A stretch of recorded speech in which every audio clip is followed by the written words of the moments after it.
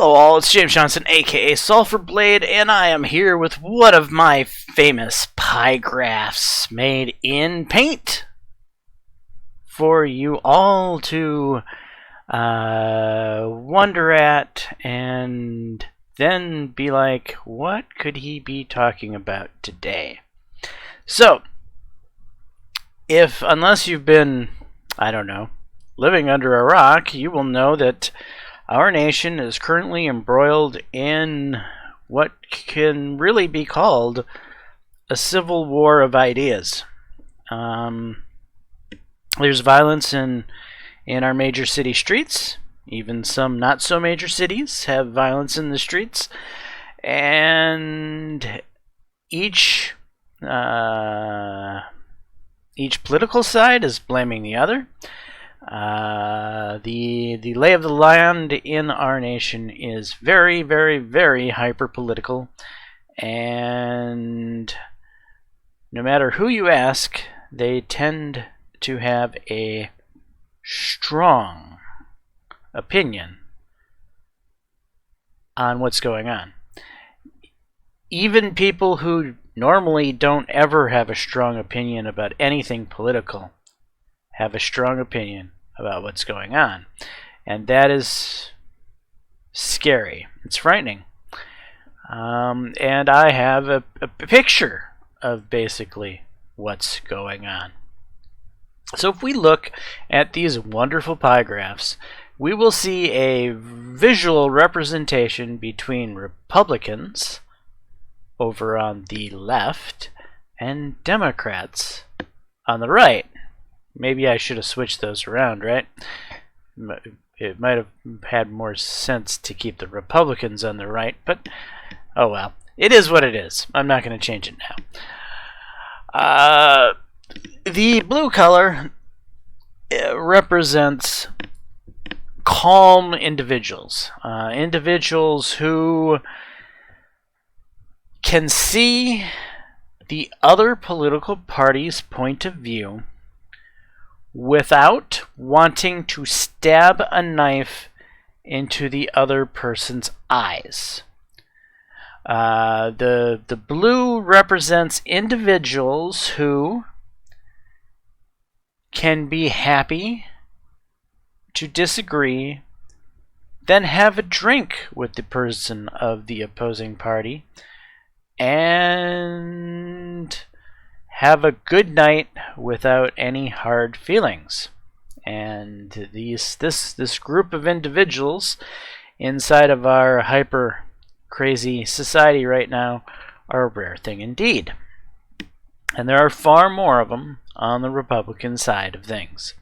In fact, this group of individuals is currently leaving the Democratic Party by the droves and coming over the Republican side.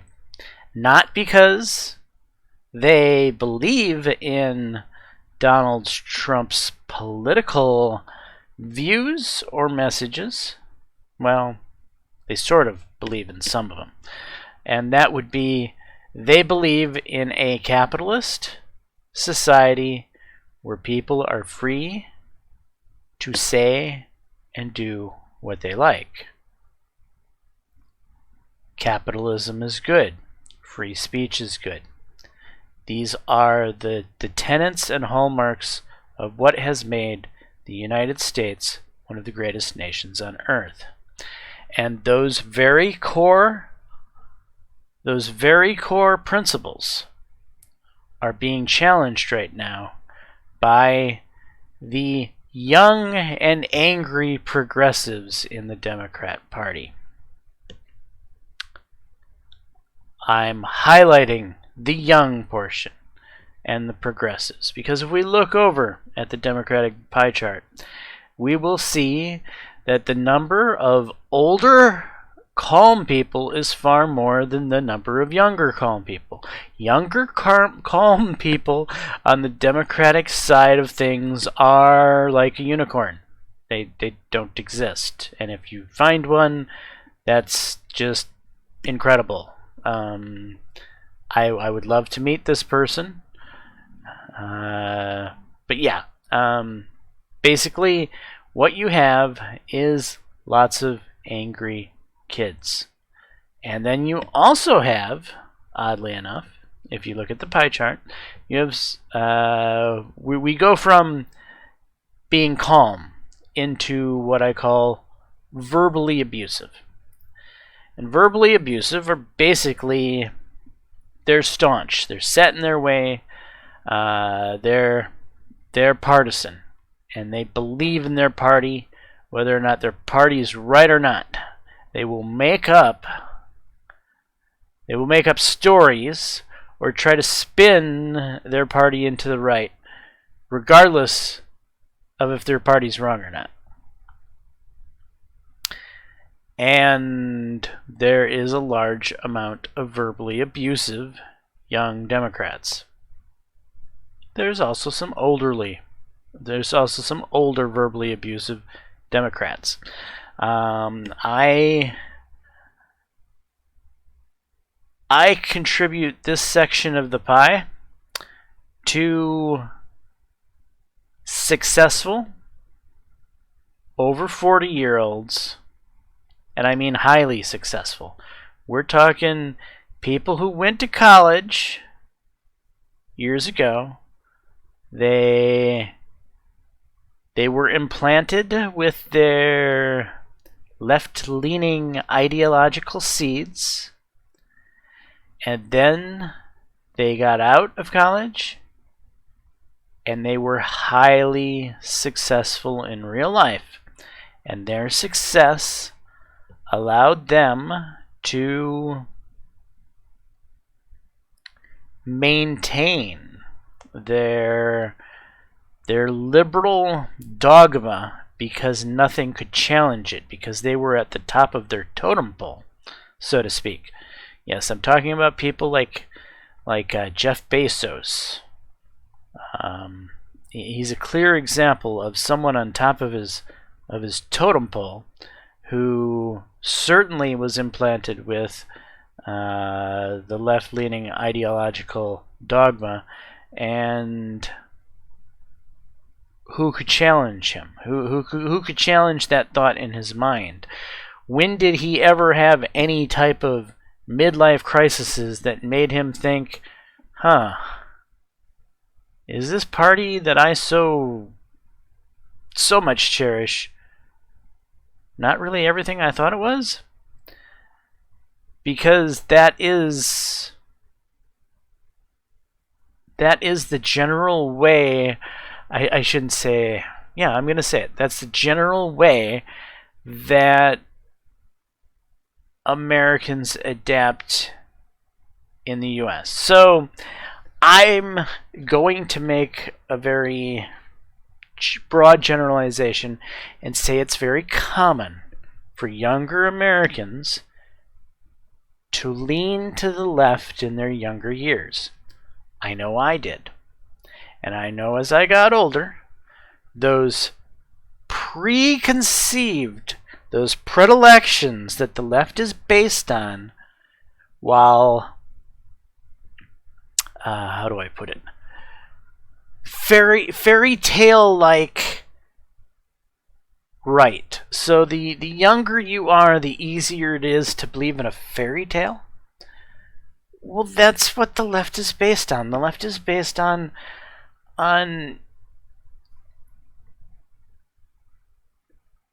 stuff that's not realistic, right? And as you grow up, you become more jaded, or more you get some wisdom, right? And you discover the world isn't necessarily black and white. The world is very much has lots of shades of gray, and that the world's not perfect.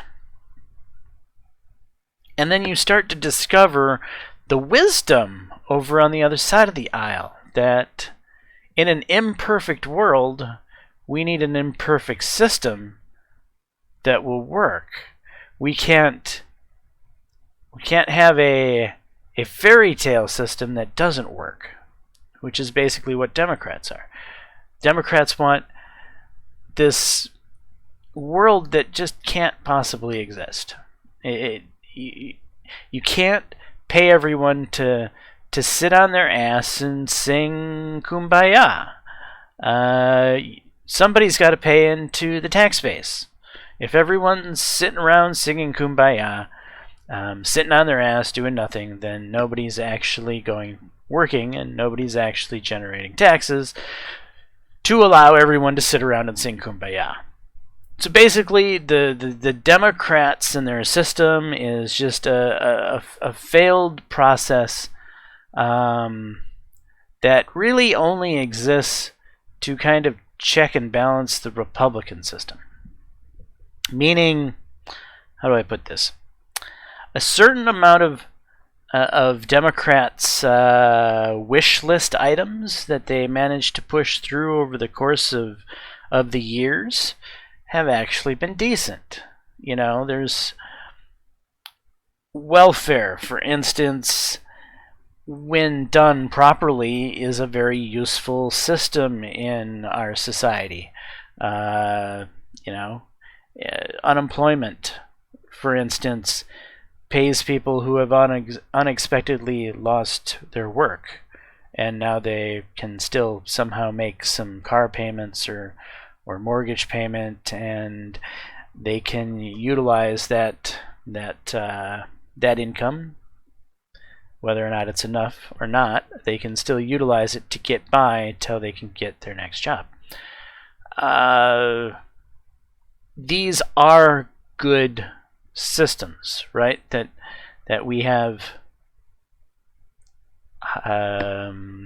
gotten from Democrats and their wishful desires for this Star Trek-like universe. But we're not at a Star Trek-like universe. We are far from that place.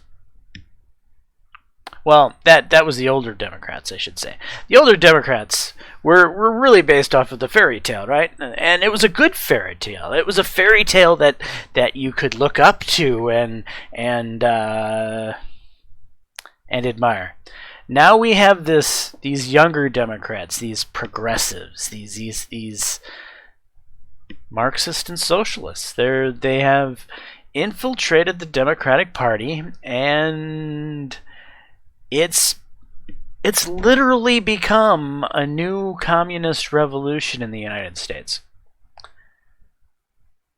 And it's basically pushed the older fairy tale Democrats, if you will, who want the Star Trek universe, think that humans can rise to that type of capacity, and are generally very calm people, very willing to debate and willing to see your side of the story and willing to understand your side of the story. These people have been pushed over into the Republican Party in droves because, well, they don't want to be part of a communist revolution. They're smart enough to know that capitalism is better than communism. So here they are, stuck over on the Republican side, and really they just want their Star Trek society. I know I keep referring to Gene Roddenberry's Star Trek, but I think it's the easiest way to represent an old school Democrat is to just label Gene Roddenberry's Star Trek. And as a Republican, I admire that type of Democrat. I admire that Democrat that thinks that humans could make that perfect society, that perfect socialist society. But socialism is a tricky slope, right? A little bit of socialism, a little bit of the socialism slope really quickly lends way to what we see over on the Democrats now. The Bolshevik Revolution, the full swing of National Socialists pushing their agenda. So over on the Republican side of things, we have a lot of older, calm individuals who have grown up with the Star Trek people, right? They might like Star Trek themselves, just because, you know, a Star Trek fan doesn't have to be a Democrat by any means. You know, they can very much be a conservative, and still love the show for what it is, and they can still love their colleagues on the other side of the aisle, or at least their older colleagues on the other side of the aisle, because their older colleagues, their intentions were from a good place. They had a good place in their heart.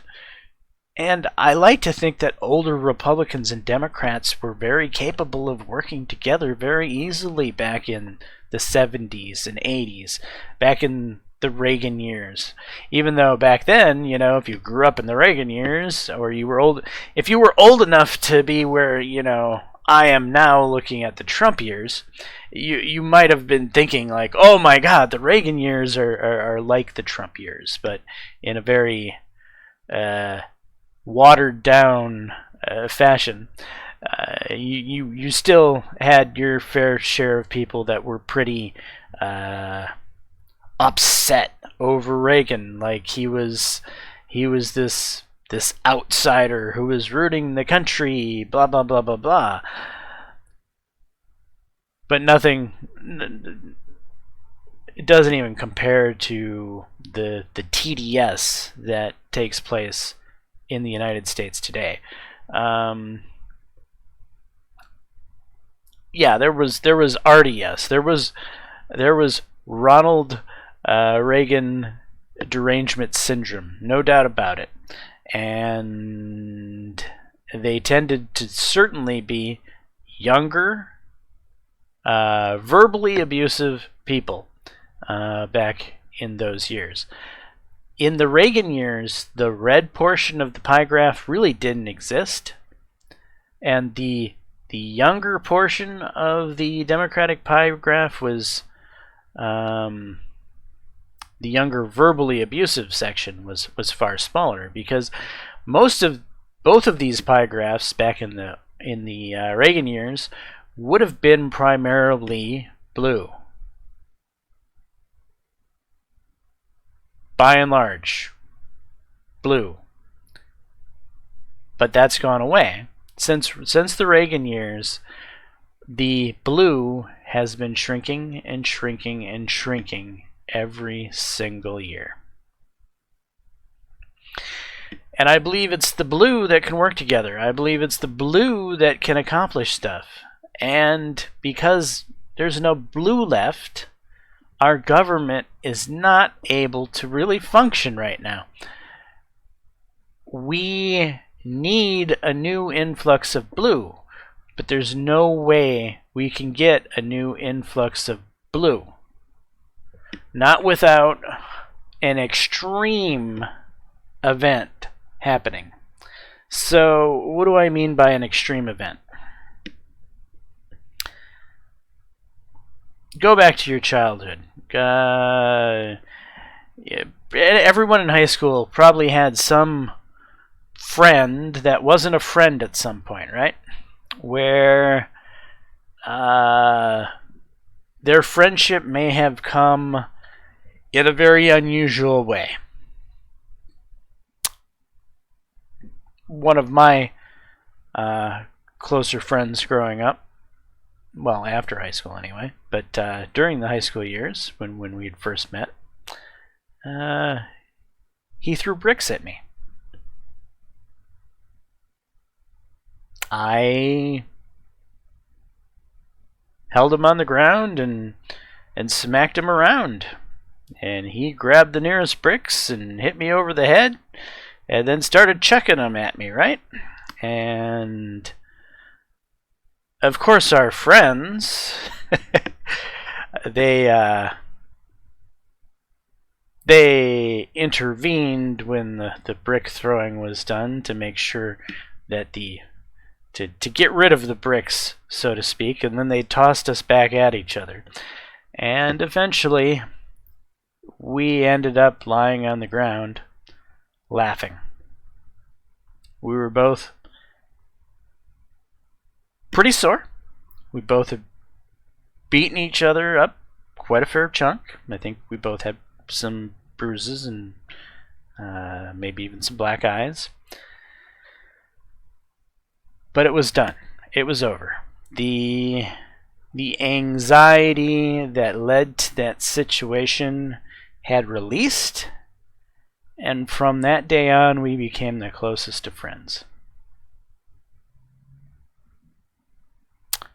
No, I'm not going. Well, that is kind of what I'm saying here. I don't see a way for the Republicans and Democrats to become the closest of friends again. Not that they ever were, but they certainly were. They certainly respected each other 20 or 30 years ago. I can remember having respect for both parties growing up. I can remember looking at the donkey and the elephant with reverence. I can remember looking back at old political figures on both sides with reverence. And thinking, what a great country we have that can compromise and endure all these years. I never thought we would be at the place we are now. I never thought our population could become so hyper-partisan that it's unable to agree on anything.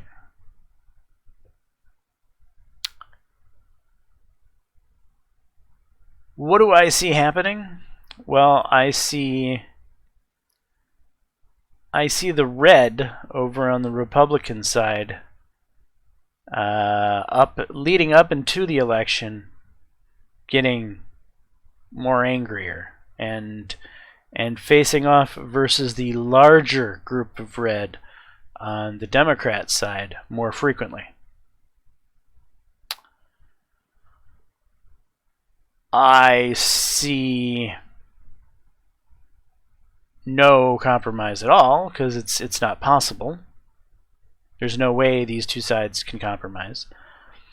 I see any people that don't belong to the Republicans and Democrats being a very small... I believe independents today are almost a myth. I don't really believe there are real independents anymore, because I believe most independents have been forced into a camp. They have taken their camp and they're in it. Only the most non-political people who didn't pay attention to politics at all through the course of their life, and there's plenty of there are plenty of those people out there, they could be filling that independent role right now. And they are certainly probably waking up to what's happening around them, because everybody's gone fucking nuts. How can you not wake up to the fact that everyone has gone fucking nuts? So, my father, he was one of those people that was very non-political, could care less about politics, probably didn't ever vote in his lifetime or care to vote. It was just, he didn't give a shit. He's woken up now, I'm sure.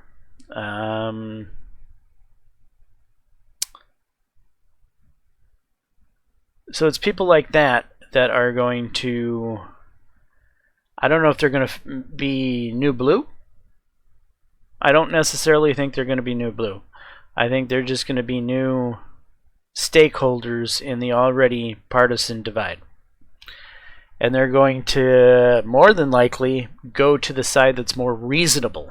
And clearly, the side that's more reasonable is the Republican side. Am I biased because I'm on that side already? I'm part of the older, verbally abusive yellow pie section. That is me. That's where I fit. I can recognize that fact that I'm no longer in the blue. I'm no longer someone who can compromise with the other side. That's gone out the door. I think I could return to the blue in the future. I think it's possible. And I think it could happen without a civil war. Though I'm not sure as if the red could return to the blue without an actual violent confrontation. And that's, I think, the difference between the verbally abusive sides of the pie charts and the very red and angry and hostile sides of the pie charts. And these pie charts are not scientific in any way. They are how I see the United States through my eyes. In fact, I might have made the Republican red a little bit too big, but I was giving the situation the benefit of the doubt, because I think there's more angry Republicans waking up every day that it could be getting that big at this point.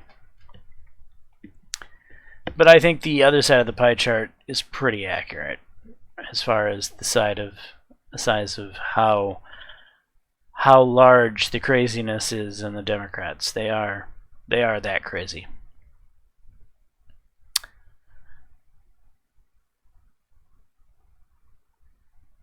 So what happens? Donald Trump is going to win the election. I'm not even going to speculate that there's an opportunity for Biden to win, because there is no opportunity for Biden to win. I don't know where these polls are coming from that claim that Biden was narrowly leading and now he's narrowly behind, blah, blah, blah, blah, blah. Actually, I do know where those polls come from. Those polls are maintained, operated, and controlled by the Democrats. They've always been skewed for Democrats. Polls have never been accurate, and they've always painted the Democrats in a better light. That's just been pretty much polls in general. Why is that? Because most people that do polls are in cities, and most Democrats live in cities, and most people that answer polls are in cities. Democrats think that a great way to do a poll is to go into your local mall, set up a table, and ask random passerbys how they feel about politics. And then they're like, seems we got a lot of Democratic supporters here in our city inside of the mall. And they don't see any confusion with their manner of, or their methodology of coming to their conclusions. And yeah, polls have changed a bit since those days. So the polls I'm talking about were kind of before the internet really started to gain traction, and now you can do polling via the internet. But still, even doing polling via the internet, you end up screwing things up. Polling is a very broken system, you know. No matter how random you are, your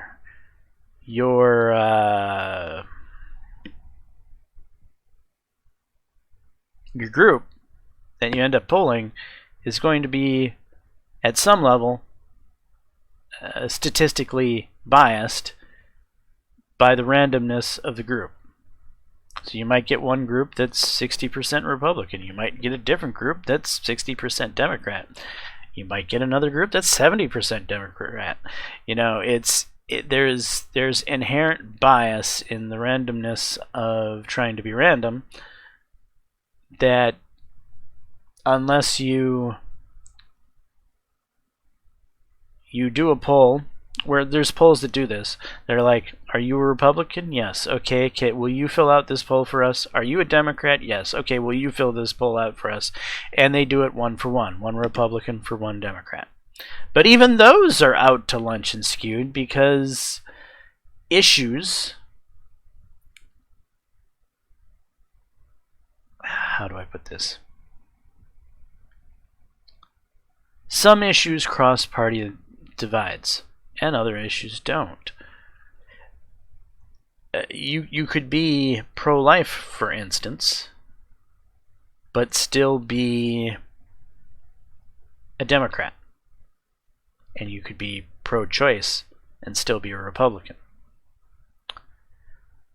That particular issue is a hotbed, right? But it doesn't represent how every Democrat and every Republican feels. It's part of a platform that the overall party represents.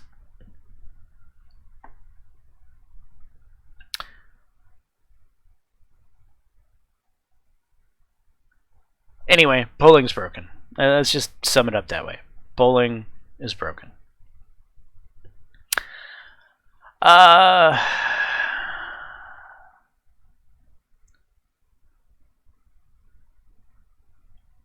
It's really rather obvious that Trump is going to win in a landslide this year.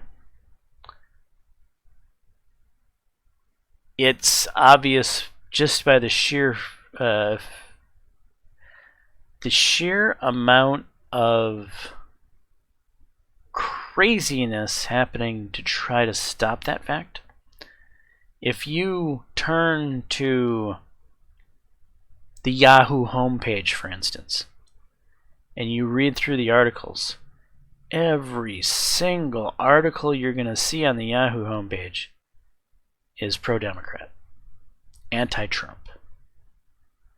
If you pay attention to what's happening on Twitter, you've got constant bans of conservatives. If you watch mainstream news, you'll see how Kyle Rittenhouse is a right-wing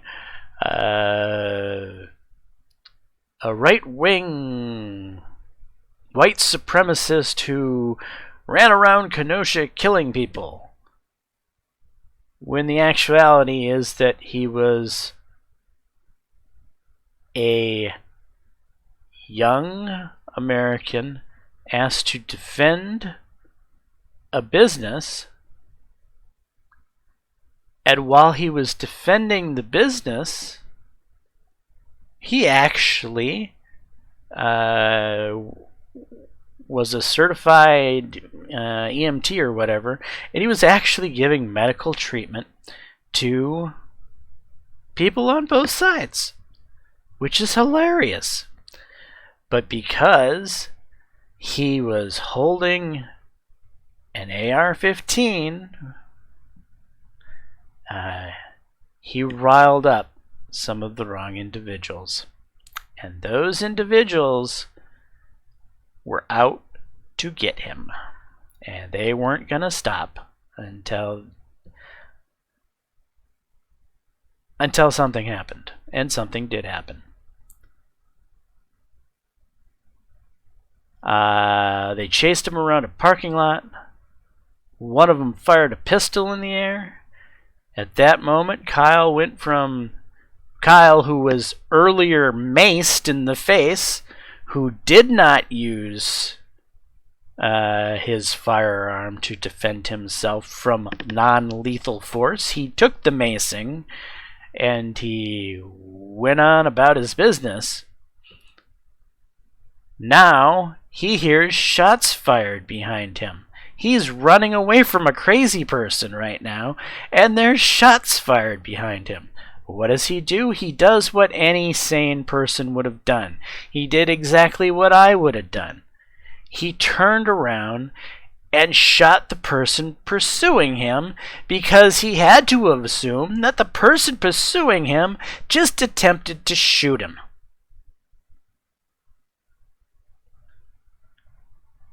The person pursuing him happened to have thrown bricks at him. The person pursuing him, I think, had some other non-lethal force stuff. And the person pursuing him was going to do him bodily harm. No doubt about it. Well, he shot that poor person, and that person died.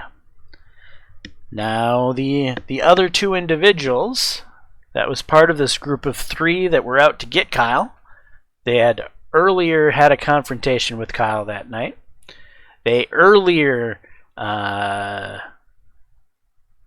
displayed their disdain for Kyle protecting this business.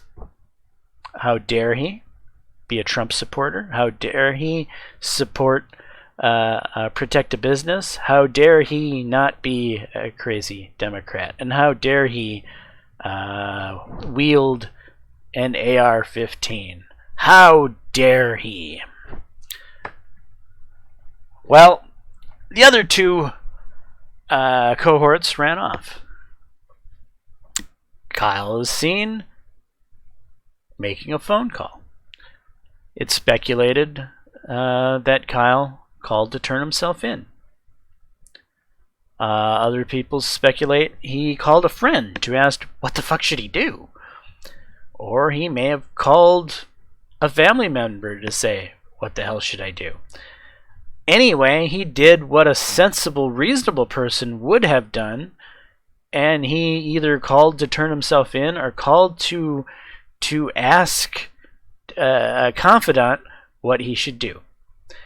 And then very quickly, before he could really do anything with the phone call, the mob returned in larger numbers with these same two people instigating the mob. These same two people, one of which fired the gun in the air, causing him to shoot the other guy. And they chased him down the road. They tripped him. They kicked him in the head. They smashed him with a skateboard. And the one was aiming a handgun at Kyle.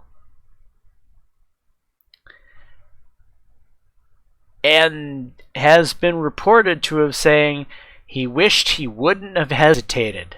His only regret was that he didn't kill Kyle. But Kyle didn't hesitate. Kyle took his arm off.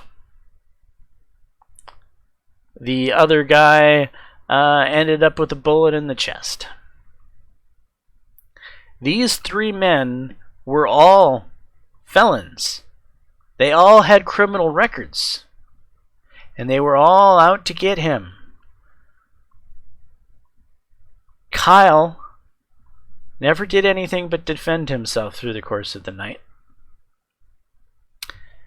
And then he promptly attempted to turn himself in.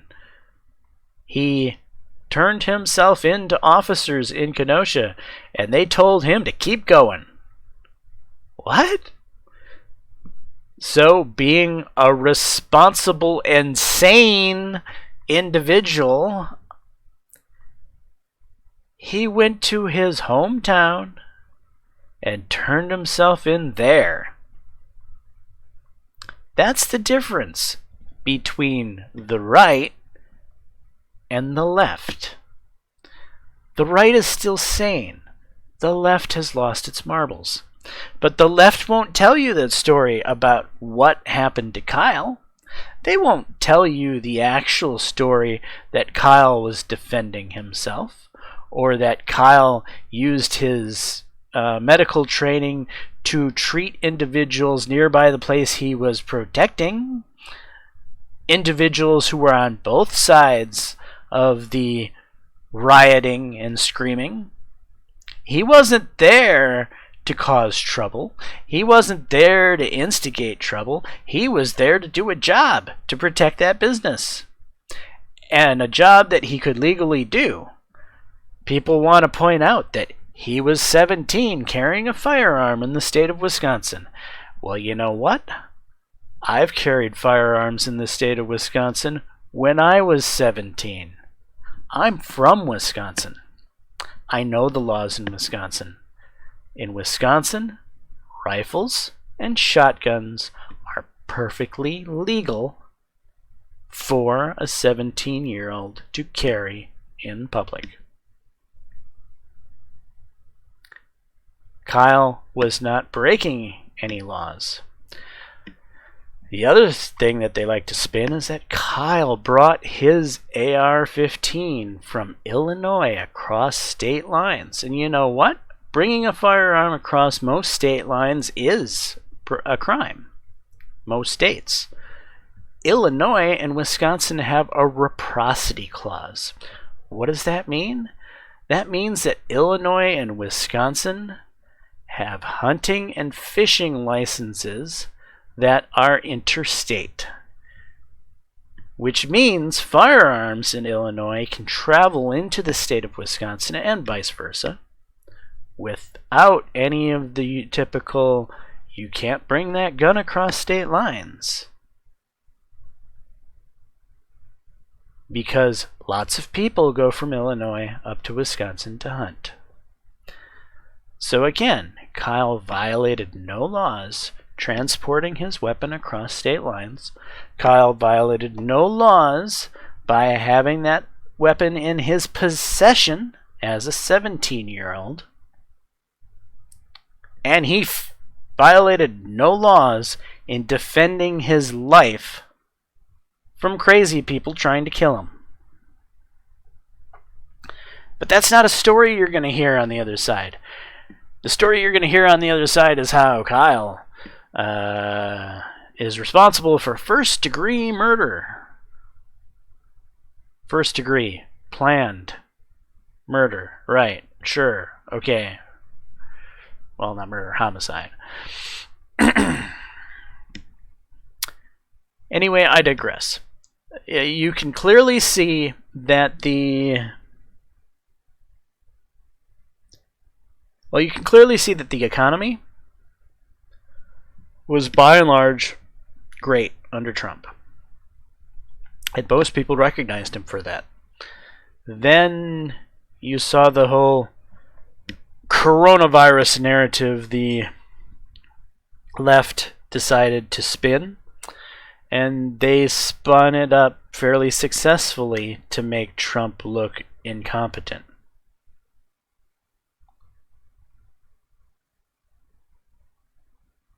Most people saw through the bullshit. Most people understand that Trump never told anyone to go drink a bottle of bleach or to swallow a fish tank cleaner or any of the other bullshit the mainstream media fabricated. Most people are a little more, I don't know, understanding than that. Then, but he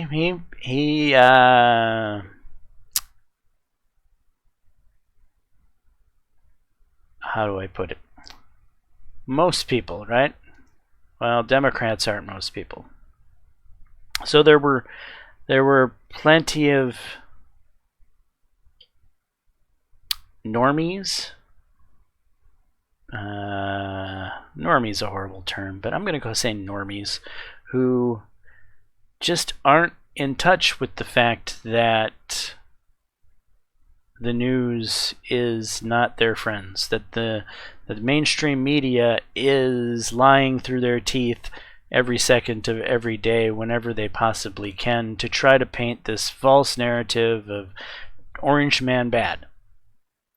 A lot of normies who just don't pay attention to the politics still believe what comes on their news. And so a lot of these normies were going against Trump because of the coronavirus.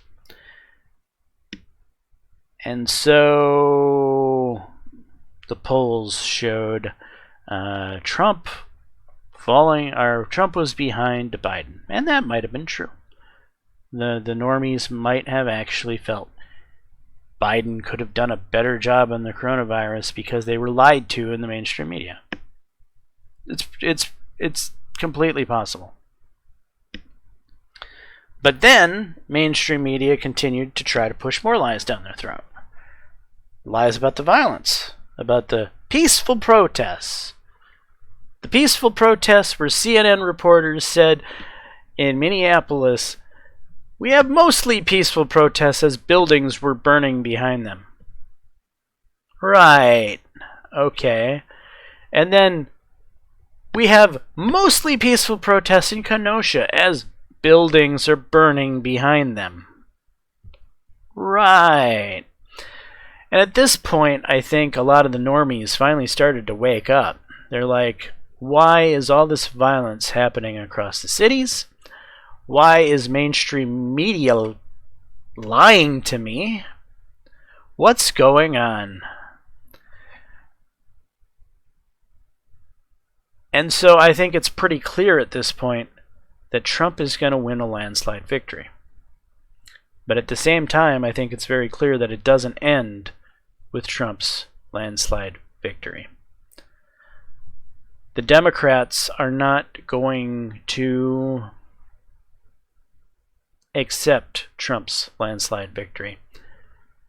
And I feel that if you're a Republican and you live in a blue state, you should probably at least go on a vacation to a red state come election time. Either just leave, move, or go on a vacation. But I don't think you want to be in a blue state after the election, after they find out that Trump wins. Because I have a feeling that our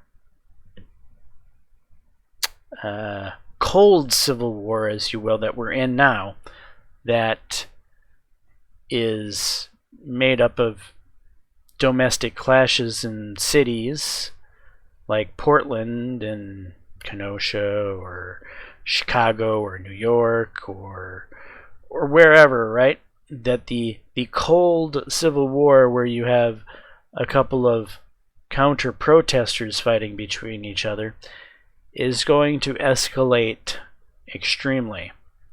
It's going to go a bit beyond just the simple protesting. I think you'll actually see states, governors, making declarations of independence.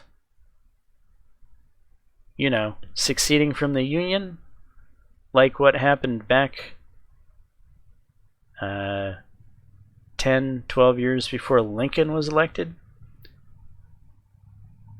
People seem to think that when they think back to the Civil War, that it like just happened one day, that Lincoln was president and the South succeeded. And no, the South succeeded like a majority of the states succeeded several years before Lincoln was actually elected.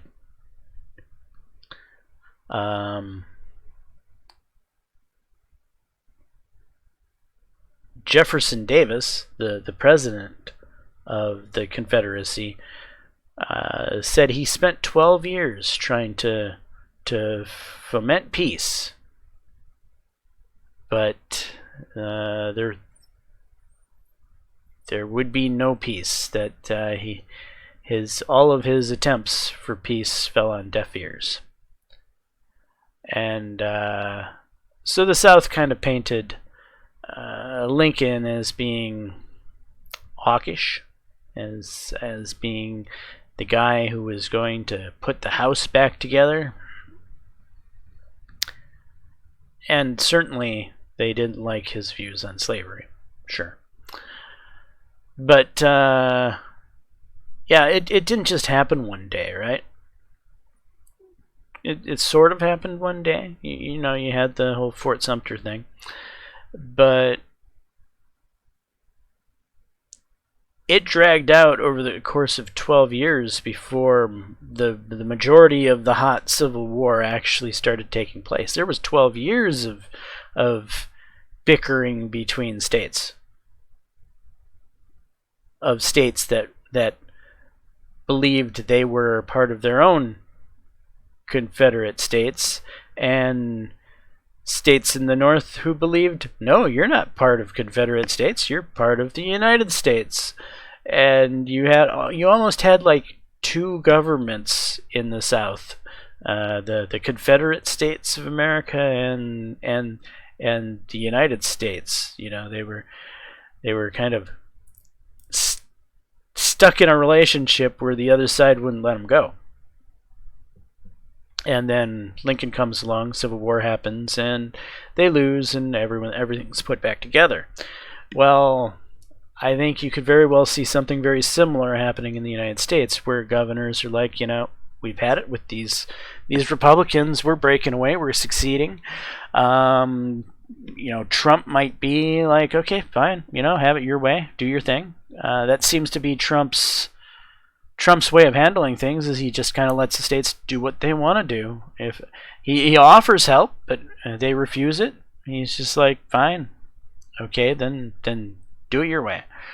So maybe Trump will let these states succeed. And maybe it's the next president or the president after that that finally is like, no, we need to put the country back together. And we have yet another Civil War. It's hard to say what's going to happen in the future. But what we do know is that the majority of people in the United States are hyper-partisan. And at the current point in time, the two parties cannot work together. The House is divided, and when a house is divided upon itself, it cannot stand. And that's where we are.